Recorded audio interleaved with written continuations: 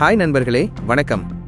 இன்னைக்கு அரசியல் வட்டாரத்தில் பரபரப்பா பேசப்பட்டு இருக்கிற ஒரு விஷயம் தமிழக பாஜகவின் அரசியல் உள்விவகாரங்கள் தான். உள்துறை அமைச்சர் அமித்ஷா டெல்லியில் ஒரு முக்கியமான ஆலோசனை கூட்டம் நடத்தியிருக்காரு.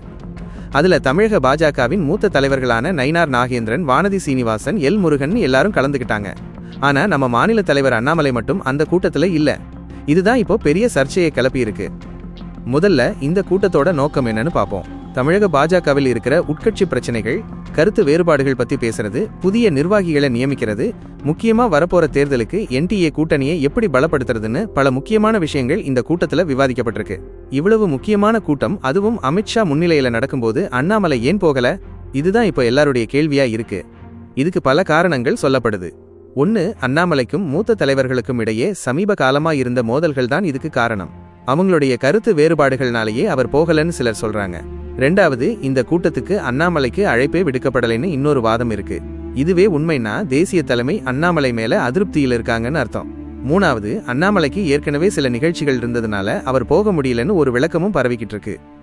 இந்த சம்பவம் ஒரு சாதாரண விஷயம் கிடையாது. இது தமிழக பாஜகவின் உள்நிலை அரசியலை தெளிவா காட்டுது. மாநில தலைவர் மற்றும் மூத்த தலைவர்களுக்குள்ள பிளவு பெருசா இருக்குன்னு இது புரிய வைக்குது.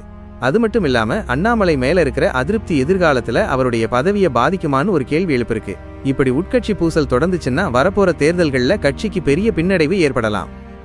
இப்போ வரைக்கும் பாஜகவின் தேசிய தலைமையிலிருந்து எந்த விளக்கமும் அதிகாரப்பூர்வமா வரலை. ஆனா அண்ணாமலைக்கு அழைப்பு விடுக்கப்படலைன்னு சொல்றது உண்மையா இருந்தா அது தமிழக பாஜக அரசியல்ல ஒரு பெரிய திருப்பத்தை ஏற்படுத்தும்.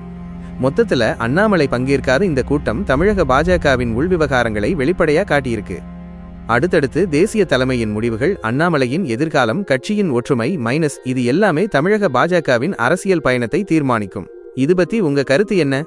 கமெண்ட்ல சொல்லுங்க. இன்னொரு வீடியோவில் சந்திக்கிறேன்.